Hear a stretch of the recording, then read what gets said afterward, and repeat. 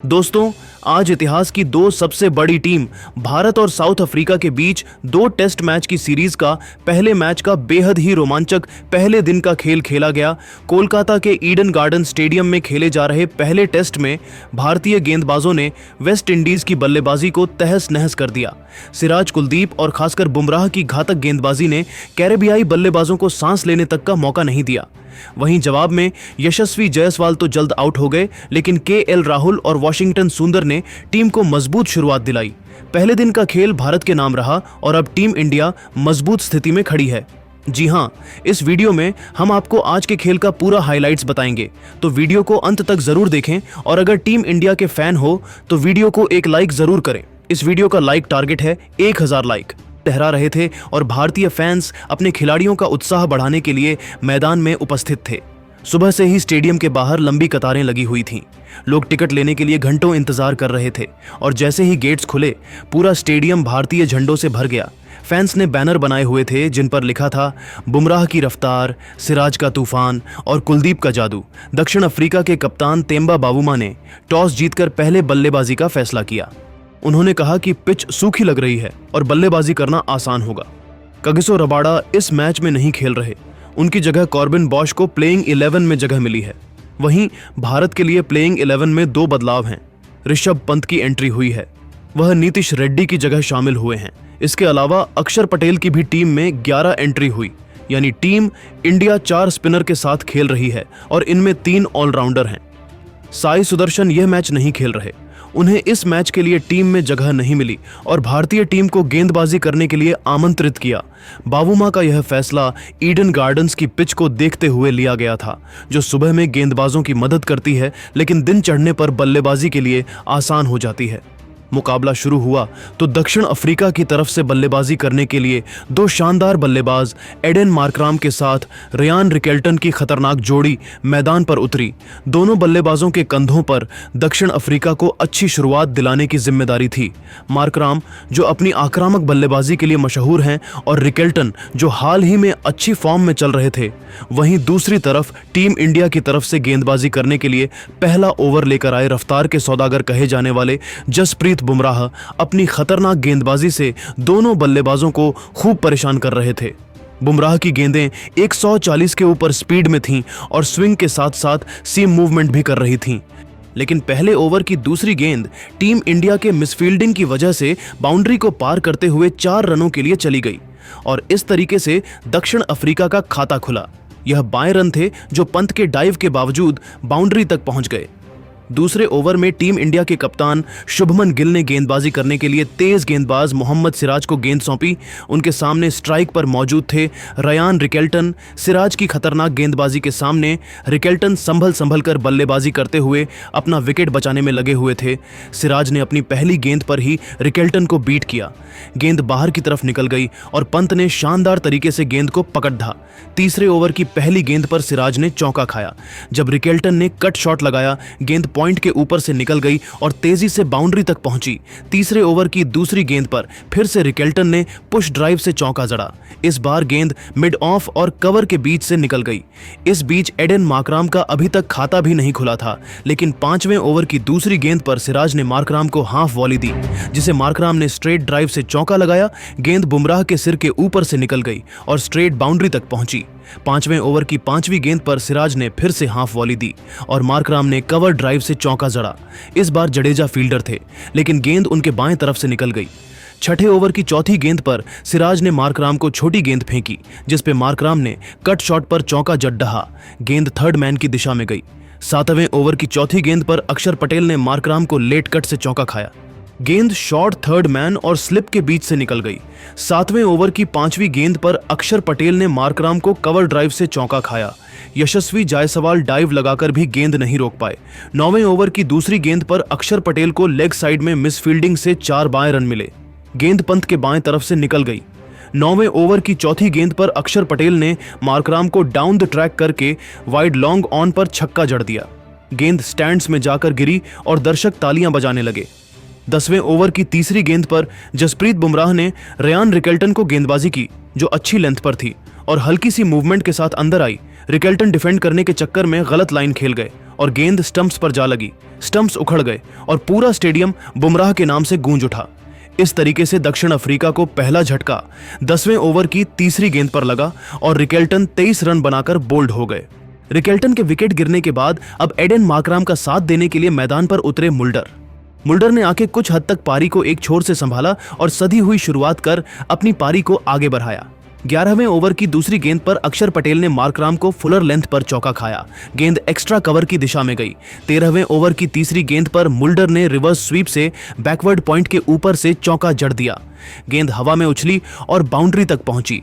16वें over की दूसरी गेंद पर सिराज ने मुल्डर को ओवर पिच गेंद डाली, जिस पर एक्स्ट्रा कवर ड्राइव से चौका खाया। गेंद तेजी से बाउंड्री की तरफ गई। 12वें ओवर की पहली गेंद पर जसप्रीत बुमराह ने एडेन मार्कराम को शॉर्ट ऑफ लेंथ गेंद फेंकी, जो एक्स्ट्रा बाउंस के साथ आई। मार्कराम को उम्मीद नहीं थी। गेंद बैट के ऊपरी भाग पर लगी और पंत ने डाइव लगाकर कैच पकड़ लिया। पंत की डाइव शानदार थी और स्टेडियम में फिर से खुशी की लहर दौड़ गई। इस तरीके से दक्षिण अफ्रीका को दूसरा झटका 12वें ओवर की पहली गेंद पर गिरा और मार्कराम 31 रन बनाकर पंत के हाथों कैच आउट हो गए। मार्कराम के विकेट गिरने के बाद टेम्बा बावुमा मैदान पर उतरे। टेम्बा बावुमा वो बल्लेबाज हैं जो अपनी कप्तानी में दक्षिण अफ्रीका को कई मुश्किल हालातों से निकाल चुके हैं, लेकिन 16वें ओवर की पहली गेंद पर कुलदीप यादव ने टेम्बा बावुमा को फ्लाइटेड गेंद फेंकी, जो पडीडी डीएच कर अंदर आई। बावुमा डिफेंस ने फॉरवर्ड डिफेंस की कोशिश की, लेकिन गेंद अंदरूनी किनारे से लगकर बैकवर्ड शॉर्ट लेग पर खड़े ध्रुव जुरैल के हाथों में चली गई। जुरैल ने आसानी से कैच लपक लिया और कुलदीप ने अपना पहला विकेट हासिल किया। इसी के साथ दक्षिण अफ्रीका को तीसरा झटका लगा और बावुमा सिर्फ 3 रन बनाकर ध्रुव जुरैल के हाथों कैच आउट हो गए। बावुमा के विकेट गिरने के बाद अब टोनी डी जॉर्जी का साथ देने के लिए मैदान पर उतरे व्यान मुल्डर। 21वें ओवर की दूसरी गेंद पर कुलदीप यादव ने टोनी डी जॉर्जी को फ्लाइटेड गेंद दी। डी जॉर्जी क्रीज से आगे आए और गेंद को हाफ वॉली में बदलकर मिड ऑफ के ऊपर से छक्का जड़ दिया। गेंद लॉन्ग ऑफ की दिशा एन बाउंड्री के बाहर गिरी और दर्शकों ने तालियां बजाईं, लेकिन इसके बाद भी भारतीय गेंदबाजों का तूफान जारी रहा।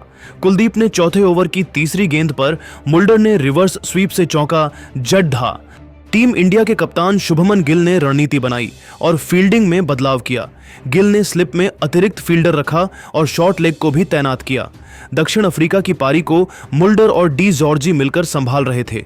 दोनों ने कुछ अच्छे शॉट्स खेले और स्कोर को आगे बढ़ाया, लेकिन भारतीय गेंदबाजों ने खतरनाक गेंदबाजी करते हुए दक्षिण अफ्रीका की टीम को पूरी तरीके से जकड़ कर रखा था। पहला सेशन खत्म होने तक दक्षिण अफ्रीका ने 3 विकेट खोकर 105 रन बना लिए थे। लेकिन दोस्तों, ईडन गार्डन्स की पिच जैसे जैसे सूख रही थी, स्पिनरों का कहर बढ़ने वाला था। कुलदीप, अक्षर, जडेजा और वॉशिंगटन 4 स्पिनरों का पूरा अटैक तैयार था। बुमराह और सिराज भी अभी बाकी थे। शुभमन गिल ने स्लिप में एक्स्ट्रा फील्डर लगाया, शॉर्ट लेग और लेग स्लिप को मजबूत किया। बुमराह की हर गेंद बल्लेबाजों को बीट कर रही थी। सिराज स्विंग और सीम का पूरा फायदा उठा रहे थे। कुलदीप की गेंदें टर्न और बाउंस ले रही थीं। भारतीय फील्डर्स अलर्ट थे। जडेजा ने शानदार थ्रो किए। पंत विकेट के पीछे कमाल कर रहे थे। लंच के बाद स्पिनरों का तूफान और तेज होने वाला था। लग रहा था कि दक्षिण अफ्रीका की पूरी टीम जल्दी ढेर हो जाएगी। कुलदीप का जादू, बुमराह की रफ्तार, सिराज का तूफान, सब कुछ भारत के पक्ष में था। दोस्तों, अब आप लोग बताइए, क्या लगता है आपको, टीम इंडिया इस टेस्ट को कितने दिन में जीत लेगी? 3 दिन में, 4 दिन में, या उससे भी पहले इनिंग्स से हरा देगी? वही दोस्तों, अब आपको बता दें, लंच के बाद साउथ अफ्रीका की पारी दोबारा शुरू हुई। लंच के बाद सबसे पहले गेंद कुलदीप यादव के हाथ में थी। उन्होंने राउंड विकेट से आक्रमण शुरू किया। 28वें ओवर की चौथी गेंद पर टोनी डी जॉर्जी ने आगे बढ़कर शानदार कवर ड्राइव लगाया और गेंद स्लिप और गली के बीच से निकलकर तेजी से बाउंड्री के पार चली गई। पूरा स्टेडियम तालियां बजा रहा था क्योंकि शॉट बहुत सुंदर था। कमेंट्री बॉक्स में भी तारीफ हो रही थी कि डी जॉर्जी अच्छी फॉर्म में दिख रहे हैं। लेकिन दोस्तों, यही वो आखिरी खुशी का पल था दक्षिण अफ्रीकी खेमे के लिए, क्योंकि इसके ठीक अगले ही ओवर यानी 29वें ओवर की 5वीं गेंद पर कुलदीप ने अपनी खतरनाक गुगली फेंकी। गेंद अच्छी लेंथ पर पड़ी और तेजी से अंदर की तरफ घूमी। व्यान मुल्डर ने रिवर्स स्वीप खेलने की कोशिश की, लेकिन गेंद सीधे फ्रंट पैड पर लगी। जोरदार अपील हुई। पूरा भारतीय टीम एक साथ चिल्लाई और अंपायर ने तुरंत उंगली उठा दी। मुल्डर ने आखिरी सेकंड में रिव्यू लिया। सबकी सांसें थम गईं, लेकिन बॉल ट्रैकिंग ने 3 लाल लाइटें दिखाईं। गेंद मिडिल स्टंप पर जा रही थी। वहीं 24 रन बनाकर मुल्डर एलबीडब्ल्यू आउट हो गए। दक्षिण अफ्रीका को चौथा सबसे बड़ा झटका लगा और पूरा माहौल ही बदल गया। स्टेडियम में कुलदीप कुलदीप के नारे गूंजने लगे। कुलदीप ने उंगली से कान छुए और अपना ट्रेडमार्क सेलिब्रेशन किया। अब क्रीज पर थे टोनी डी जॉर्जी और ट्रिस्टन स्टब्स। दोनों ने थोड़ा संभल कर खेलना शुरू किया, सिंगल लेकर दबाव कम करने की कोशिश की, लेकिन 32वें ओवर की तीसरी गेंद पर जसप्रीत बुमराह ने कमाल कर दिया। राउंड विकेट से गुड लेंथ गेंद जो सीम से तेजी से अंदर आई और थोड़ी लो रही। डी जॉर्जी डिफेंड करने गए, लेकिन गेंद पैड पर लगी। बुमराह ने जोरदार अपील की, हाथ ऊपर उठाया और अंपायर ने आउट दे दिया। डी जॉर्जी ने रिव्यू लिया, लेकिन बॉल ट्रैकिंग ने फिर से 3 रेड दिखाए। 24 रन बनाकर डी जॉर्जी भी LBW आउट। बुमराह को तीसरा विकेट मिला और दक्षिण अफ्रीका 5 विकेट पर पूरी तरह लड़खड़ा गई। बुमराह ने अपना पुराना वाला गुस्से भरा सेलिब्रेशन किया और पूरी टीम दौड़कर उन्हें बधाई देने आई। अब काइल वेरेयने नए बल्लेबाज थे। 33वें ओवर की पहली गेंद पर कुलदीप ने गुगली फेंकी जो ऑफ स्टंप के बाहर पड़ी। वेरेयने ने डिफेंड करने की कोशिश की, लेकिन गेंद का बाहरी किनारा लिया और स्लिप और कीपर के बीच से तेजी से निकलकर चौका हो गया।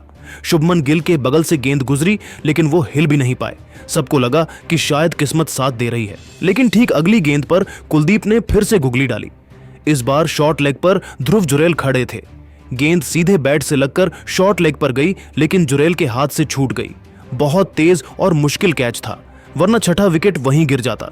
फिर 34वें ओवर की पहली गेंद पर बुमराह ने स्टब्स को गुड लेंथ गेंद डाली। स्टब्स ने सिर्फ फॉरवर्ड डिफेंस किया, लेकिन टाइमिंग इतनी शानदार थी कि गेंद मिड ऑफ फील्डर को चीरते हुए चौके के लिए चली गई। लग रहा था कि शायद स्टब्स और वेरेयने मिलकर पारी संभाल लेंगे, लेकिन दोस्तों मोहम्मद सिराज ने तो पूरी बाजी ही पलट दी। 39वें ओवर की चौथी गेंद पर सिराज ने वेरेयने को फुल टॉस गेंद डाली। वेरेयने ने इसे मिड ऑफ के ऊपर से ड्राइव करके चौका जड़ दिया, लेकिन यही वो आखिरी चौका था दक्षिण अफ्रीका का, क्योंकि 44वें ओवर की पहली गेंद पर सिराज ने शानदार इनस्विंगर डाला जो गुड लेंथ पर था। वेरेयने डिफेंड करने गए, लेकिन गेंद बैक पैड पर लगी। जोरदार अपील और अंपायर ने आउट दे दिया। वेरेयने ने रिव्यू लिया, लेकिन बॉल ट्रैकिंग ने दिखाया कि गेंद मिडिल स्टंप पर लग रही थी। 16 रन बनाकर वेरेयने LBW आउट। दक्षिण अफ्रीका का छठा विकेट गिरा और अब 3 रिव्यू भी खत्म हो चुके थे। इसी ओवर की चौथी गेंद पर मार्को जेनसेन नए बल्लेबाज थे। सिराज ने फिर से इन स्विंगर डाला जो लेंथ पर था। जेनसेन हाफ फॉरवर्ड आए, लेकिन गेंद बैट और पैड के बीच से निकलकर ऑफ और मिडिल स्टंप की गिल्लियां बिखेर गईं। जेनसेन 0 पर क्लीन बोल्ड। सिराज ने एक ही ओवर में 2 विकेट चटकाए और पूरा स्टेडियम खड़ा होकर तालियां बजा रहा था। सिराज के नारे गूंज रहे थे। सिराज ने गेंद को चूमा और आसमान की तरफ देखा। पूरी टीम दौड़कर उन्हें गले लगाने आई। अब क्रीज पर थे ट्रिस्टन स्टब्स और साइमन हार्मर, लेकिन भारतीय गेंदबाजों का दबाव इतना जबरदस्त था कि रन बनाना भी मुश्किल हो रहा था। कुलदीप, बुमराह और सिराज लगातार विकेट की तलाश में थे। फील्डिंग भी कमाल की थी। जडेजा, गिल, जुरेल हर कोई अलर्ट था। गेंद बदल बदल कर दबाव बनाया जा रहा था। हर ओवर में नई रणनीति, कभी लेग स्लिप, कभी सिली पॉइंट, कभी शॉर्ट लेग। दक्षिण अफ्रीकी बल्लेबाज पूरी तरह घबरा चुके थे। दूसरे सेशन में सिराज की घातक गेंदबाजी ने दक्षिण अफ्रीका को पूरी तरह से बैकफुट पर लाकर खड़ा कर दिया, जिसके बाद भारत अब इस मैच में पूरी तरह हावी है। और दूसरे सेशन के खत्म होने तक दक्षिण अफ्रीका 8 विकेट खोने के बाद पूरी तरह बैकफुट पर आ गई थी और टीम का स्कोर 8 विकेट के नुकसान पर महज 154 रन था। तीसरे सेशन में आते ही अंत में दोस्तों तीसरे सेशन में बुमराह का कहर देखने को मिला। 54.3 गेंद पर बुमराह ने अफ्रीका का 9वां विकेट उड़ाया। उन्होंने हार्मर को क्लीन बोल्ड कर पवेलियन भेजा। हार्मर 5 रन बनाकर आउट हुए। अब साउथ अफ्रीका की पारी में 1 विकेट शेष और बुमराह भी पंजे से मात्र 1 विकेट दूर थे और अंतिम बल्लेबाज के रूप में महाराज आए और ज्यादा समय न लेते हुए बुमराह ने इसी ओवर की आखिरी गेंद पर बुमराह ने मिडिल स्टंप की लाइन में गेंद डाली, जिस पर महाराज कुछ समझ नहीं पाए और गेंद सीधा जाकर लगी पैड्स पर और अंपायर ने भी बिना समय गवाए आउट दे दिया। साउथ अफ्रीका अपने तमाम रिव्यू पहले ही गंवा चुका था और बुमराह के नाम एक और पंजा जुड़ा और साथ ही साउथ अफ्रीका की पारी 159 रनों पर समाप्त हो गई। उन्होंने अपनी घातक गेंदबाजी से बचे हुए 2 दक्षिण अफ्रीकी बल्लेबाजों को पवेलियन का रास्ता दिखाने में ज्यादा समय नहीं लगाया और इसी के साथ शानदार 5 विकेट हॉल लेकर दक्षिण अफ्रीका को ऑन आउट कर दिया। यह 5 विकेट हॉल इसलिए भी खास था क्योंकि यह बुमराह के टेस्ट करियर का 11 5 विकेट हॉल और उनके टेस्ट का दूसरा बेस्ट स्पेल था। वही ड्रेसिंग रूम में बुमराह के 5 विकेट लेने के बाद कोच गौतम गंभीर ने भी उन्हें गले से लगा दिया। वही टीम ने उनका तालियां बजाकर अभिवादन किया। बुमराह दिन की शुरुआत से ही काफी आक्रामक और घातक नजर आ रहे थे और उनकी गेंदबाजी का सामने करने में साउथ अफ्रीका के बल्लेबाज संघर्ष कर रहे थे।